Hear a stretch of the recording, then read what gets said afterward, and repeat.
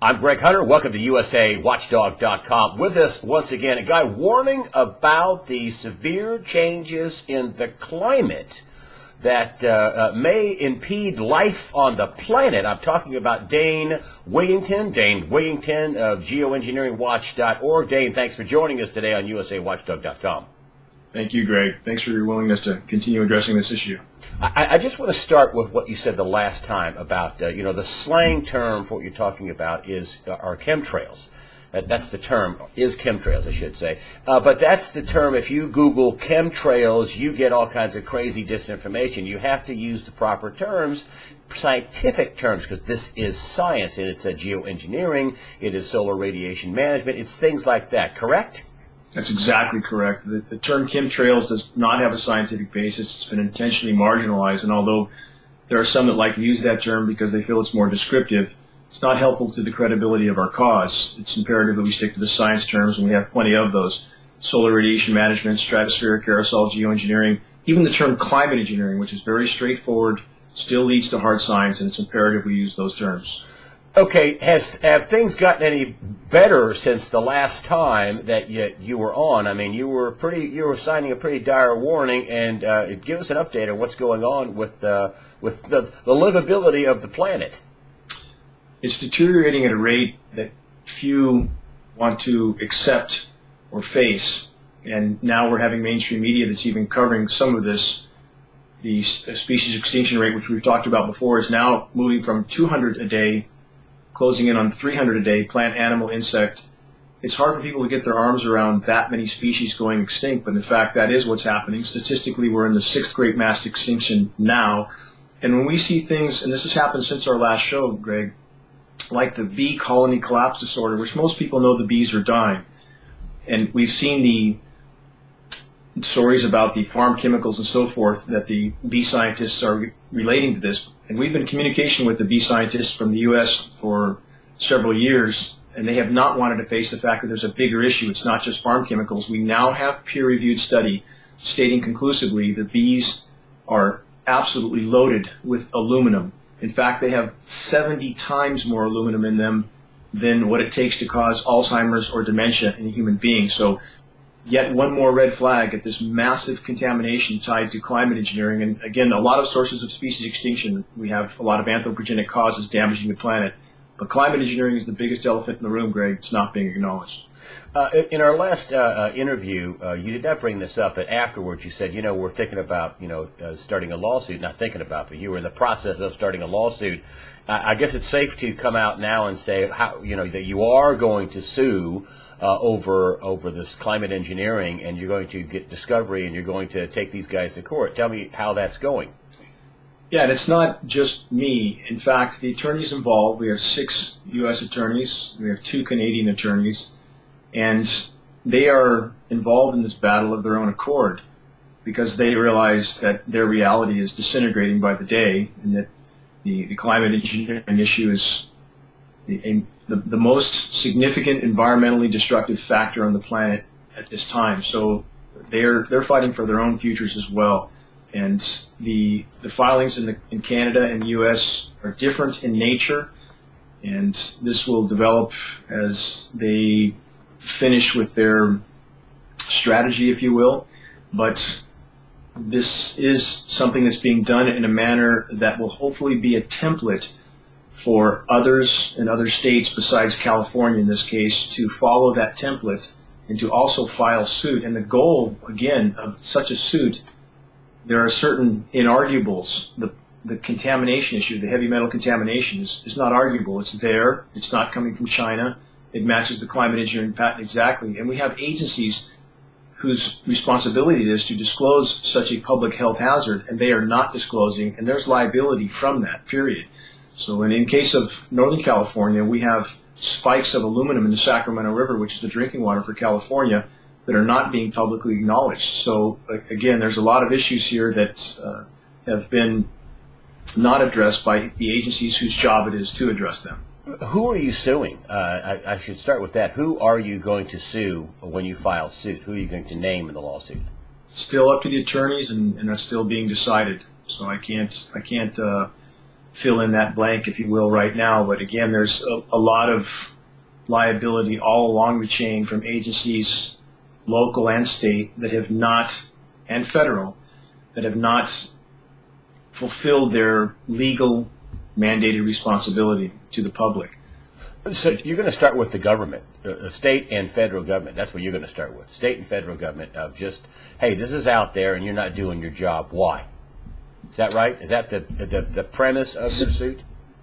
That's the general direction, yes. And again, I wish I could fill in more of that blank, but there are a number, really a long list of lapses in responsibility with public agencies, with data that has been given to them over the course of a number of years that they have not acknowledged and not disclosed. In addition to the programs themselves, which we would fully expect the government's position regarding DOD and their involvement, that these programs are national security, so they feel they can do whatever they want with no public disclosure. That's in fact what has happened. So, and in regard to the contamination issue that I brought up again and again, and that's the premise of our site, again, to try to disclose this, there's no question it's happening. The lab tests prove it. It's showing up in the environment everywhere, from bees to whales. Again, we have whales from around the globe showing up with the same aluminum contamination. It's absolutely decimating the environment, Greg.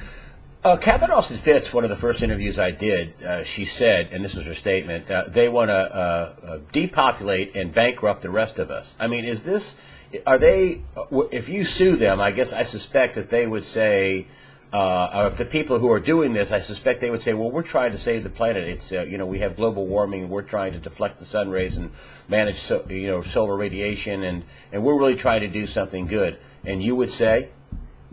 This is where the equation becomes more complicated, because certainly those involved with the programs, those in the military, are being told exactly that this is something that's imperative to try to sustain the planet's life support systems. But in fact, with the available data from 65 years of climate engineering, we know this is making the situation far worse, not better. We now have some in academia showing the courage to start speaking out. They're all, again, completely afraid of speaking toward this issue, but we now have peer-reviewed study stating that climate engineering can't work. The trapping of heat that comes with putting these particulates in the atmosphere, the shredding of the ozone layer, which is now in tatters, these are all results of climate engineering. So we don't have the climate science community stating directly that it's happening or acknowledging it, but they're now stating on the record that it can't work. So again, we have military members involved with programs that are being told they're beneficial. Couldn't be further from the truth. In regard to the overall goal of the programs, Greg, again, it's much more complicated than just a this or that equation. We do have mass methane release happening in the Arctic right now.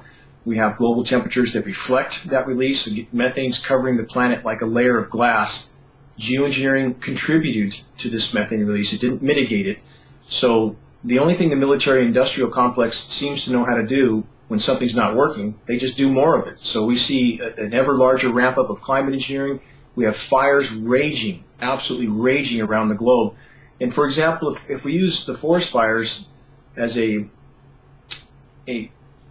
example, if you will, of what climate engineering does and how directly it's connected to the raging fires around the globe, so many aspects of climate engineering are directly connected to the radical increase in forest fires. The boreal forests around the globe are burning right now. Why are people afraid? You say people are afraid to speak out. Why? I'll tell you exactly what a NOAA scientist said to my face. We know these programs are going on. We're alarmed as hell. We don't know what to do. We have no First Amendment protection. That's what I was told, and that's the fact.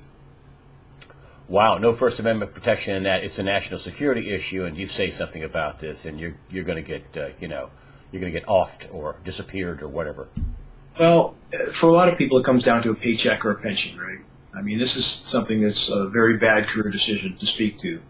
Under certain circumstances, perhaps the consequences would be worse still, but very simply, it's a bad career decision. I've been in the field with USDA scientists as well, whom I know, who will, off the record, simply say, what do you want us to do about it? They want to go to work at 8, they want to come home at 5. They seem to think that their reality will remain the same if they ignore this issue. That's not the case. And again, if we look back at what is a feedback loop, and the forest fires are a feedback loop as well. So in that case, and again, we have forests burning right now in Siberia, Russia, Croatia, all over Canada, Alaska. Off the chart levels of forests are going up in flames. When that happens, that soot settles down on Arctic ice, makes it darker.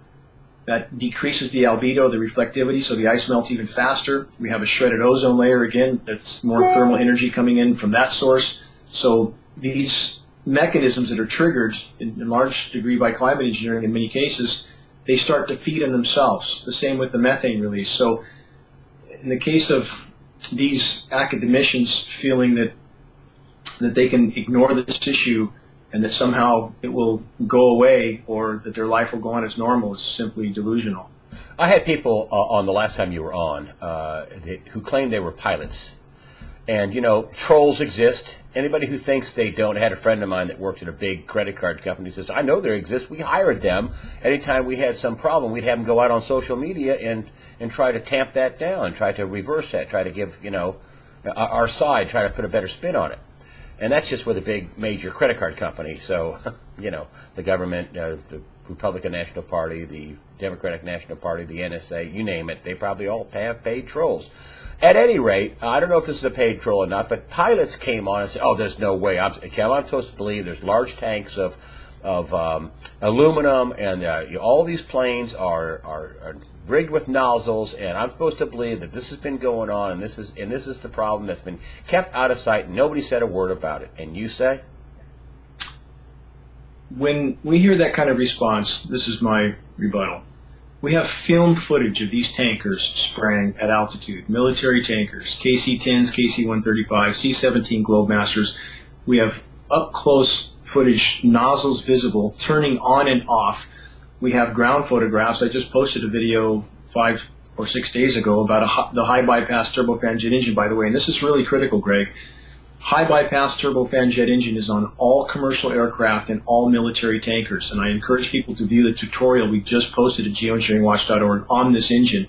It's basically a jet-powered fan, and by design, nearly incapable of producing a condensation trail under any circumstances except the most extreme. And this is what people don't realize. They bought into the condensation trail lie, and even though we have pilots, whatever their motive, or if they're maybe perhaps that far in the dark, there's no arguing this point. We have film footage of it happening, and we know this type of jet engine, again, which is all military tankers, commercial aircraft, is for all practical purposes incapable of producing a condensation trail. It's a very different engine than the fighter jet, for example. And then, Greg, you'll hear people refer to the B-17 bombers that left condensation trails in World War II, and that's true. Why did that happen? Because they had water vapor injection on their engines. So there's a lot of things that people like these pilots don't say, don't talk about, and don't speak towards. So I encourage people simply not to believe anything I'm saying. Look at the video footage we have. Some of it had to have been taken by other Air Force personnel. And also, Greg, consider this.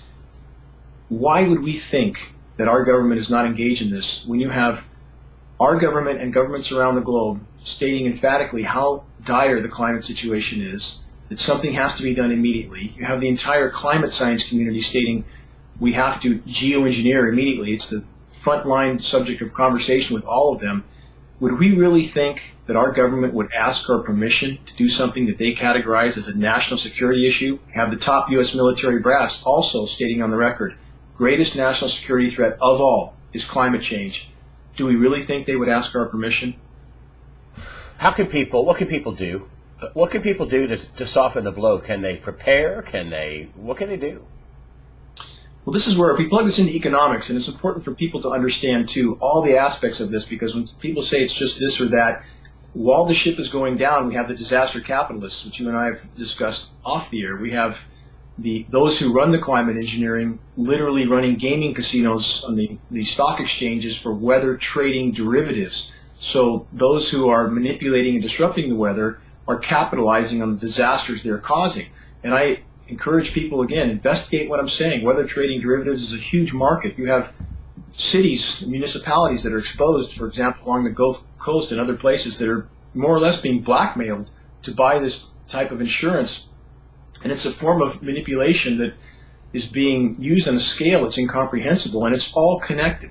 So we have as the environment implodes, and it is imploding, we have marine ecosystem collapse along the whole U.S. West Pacific coast. We've had 15,000 seals wash up on the shores of California and Oregon.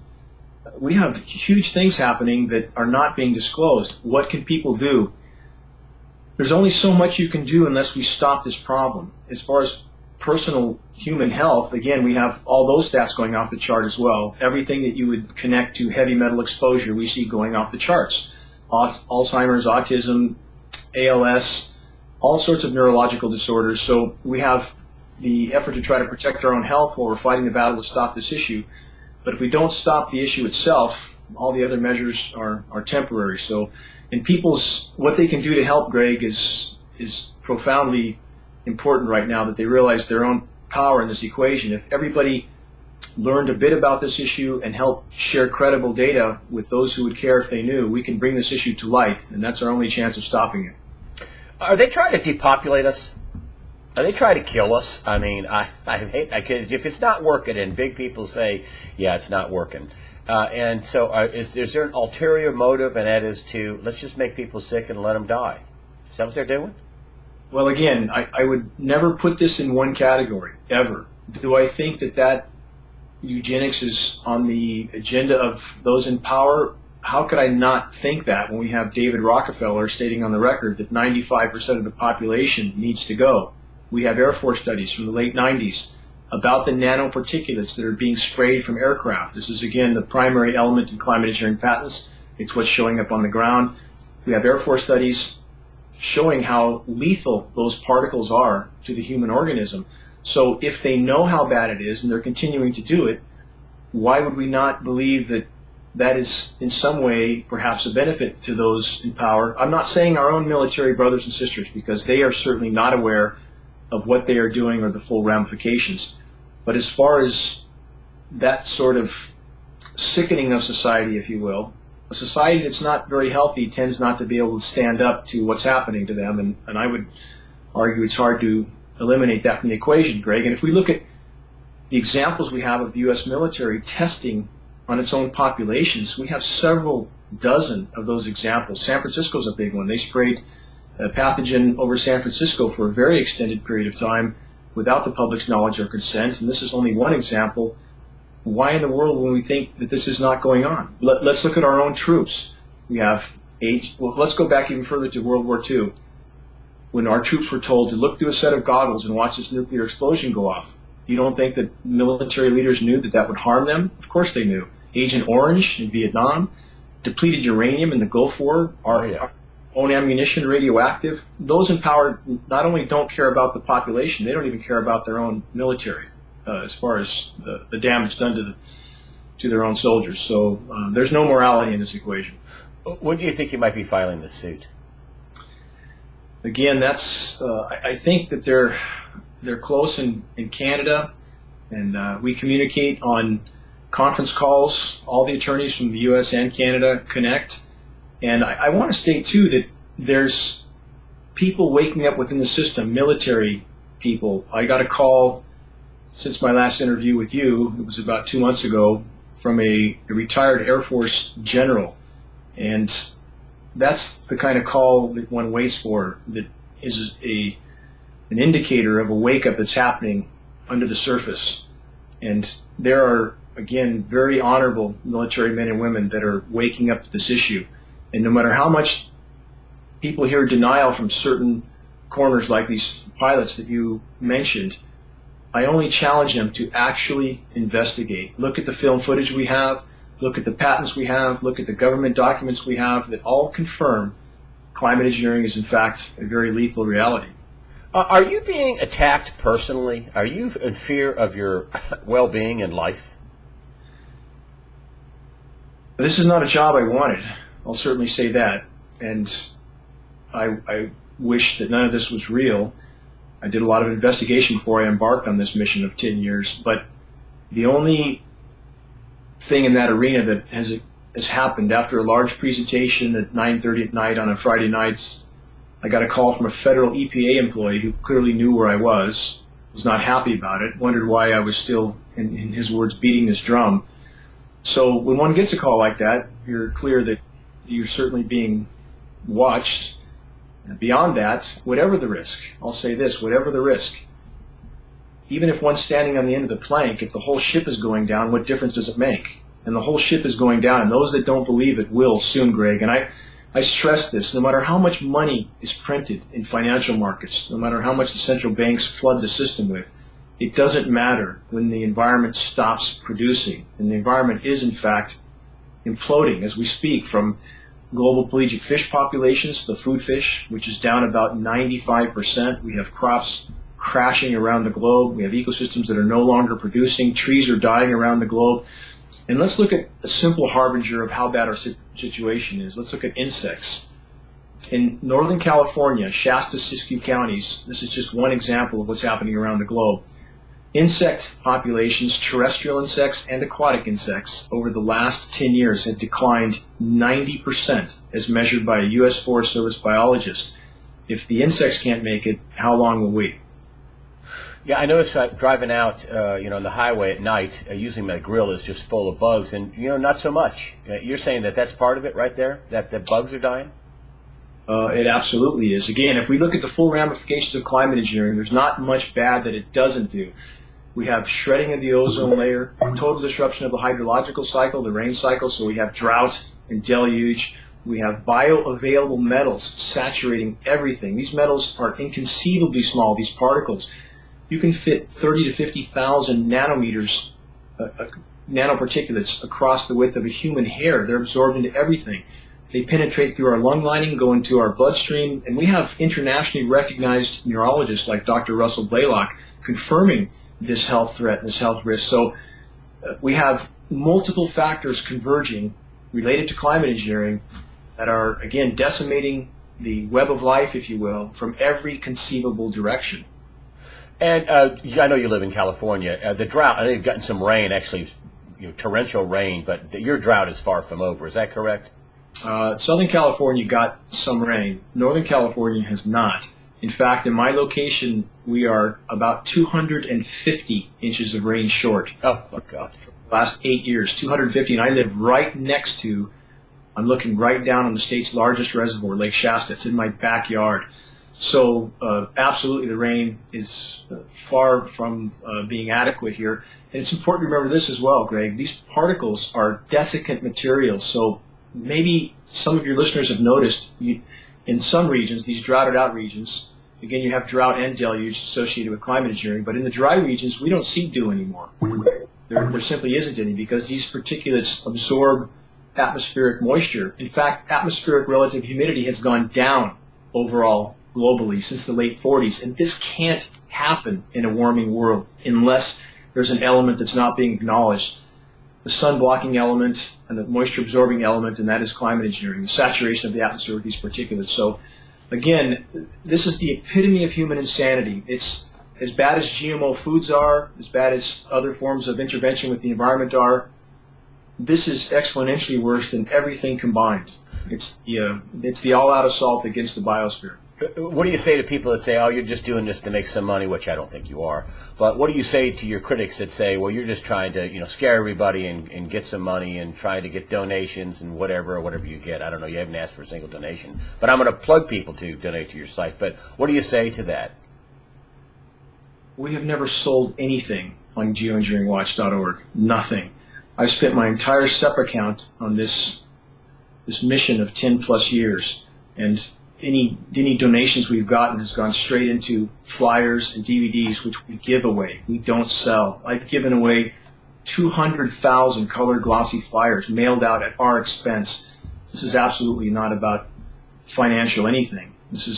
I made plenty of money before I entered into this arena of 10 years of putting my financial interests on hold and spending my whole SEP account. So they can say whatever they want. I don't care. This is about being able to walk outside my door and breathe without sucking in a lungful of heavy metal, about my children not having to breathe this stuff in every day, about having something left to leave for them. And again, our time horizon, Greg, is extremely immediate. We're not talking about problems that are going to manifest and close in on us in a decade. It's happening right now. They just shut down, in fact, the fisheries all along the U.S. West Coast are shut down right now. They just shut down freshwater fishing in Oregon. Think about that. We didn't see that in the headlines, did we? They shut it down because all the fish are dying in the streams in Oregon. So again, there are so many converging factors right now that we're not being told while we're being forced to watch Donald Trump or whatever we're shown on mainstream media. This is quite simply the overturning of our paradigm that's happening by the day, and that's why people need to wake up and need to help us with this issue. It's why the attorneys are helping pro bono, because they know their lives, their futures, their children's futures are absolutely in free fall right now. If somebody wanted to donate money, how would they do it? We have a PayPal button on the site. That's the only thing we have to help us with some of our expenses. We have a big event as well, Greg. This is where that kind of resource goes to. We're putting on a big event in Northern California, in Redding, California, August 24th. We have John B. Wells, radio announcer. Yep, know him. Good guy. John's coming to help us MC that. We have former government scientists that are going to be there. One of our legal team is going to be there. We have former defense industry people there. The event is free. Again, everything we do is free to the public. So when is it again, the date? It's August 24th in Redding, California. There's a informational post on this in the homepage of geoengineeringwatch.org. We're giving away commercial DVDs there, flyers. Admission is free. It's a huge auditorium, seats about 1,100, and we have mainstream media that's promised to cover this at this point. So we'll see if they do. But again, the climate engineering issue is something that the power structure will try desperately to hide as long as possible, because let's look at the ramifications. There's nobody on the planet that has not been hurt by these programs. So, and the gravity of what's unfolding, we just had a study from 5 days ago, Greg, from some of the top scientists in the world. I'm sure you've heard of James Hansen from NASA, but there's about 16 of the top scientists in the world that are now speaking out because they no longer work for the government. That's why Hansen quit. Sea level rise is happening 10 times faster than we're being told. 10 times faster. But it's not from burning carbon emissions. It's from all this geoengineering horsehooey is what you're talking about. It's from all the above. Every form of human activity that alters the biosphere is a form of geoengineering. Some is intentional, some is not. But anything we do to alter the natural systems is a form of engineering the planet. I mean, engineering is the wrong word. It's perhaps too dignified, but it alters the biosphere. So putting 100 million tons of carbon in the atmosphere a day, that's a big problem. Cutting down forests, that's a big problem. Paving the planet, another big problem. But when you look at climate engineering and how it has kept the planet from responding to the damage done, that's a bigger problem than all of them combined. But financially speaking, when that kind of data gets out, that sea levels are rising 10 times faster than we're being told, Miami's pumping out every high tide. I don't know if you know that. The streets are flooding underneath every high tide. So what's the financial implication when people understand that their coastal properties are quite soon not going to be worth anything? We're only, even a foot or two of sea level rise is cataclysmic for any coastal habitation. We're talking about the total cryosphere. The amount of sea level rise is beyond what most people think possible. In fact, the official studies on Greenland, if Greenland melts in entirety, that's 21 to 24 feet of sea level rise. Antarctica is 197 to 200 feet of sea level rise. Again, this is not going to happen overnight, but it's happening at absolutely exponential speed, and it only takes 1 or 2 feet to cause cataclysmic damage all over the globe, and it's happening right now. Dane Wigington, geoengineeringwatch.org. I'll put some links up at the after the interview section for your PayPal. If you send me the link, I'll put it up, your PayPal, and also your fine site, and any other video that you'd like to highlight. We'll put it up after the interview and give people proof and show what you got. Dane Wigington, thank you so much for joining us today on USAWatchdog.com. Thank you, Greg.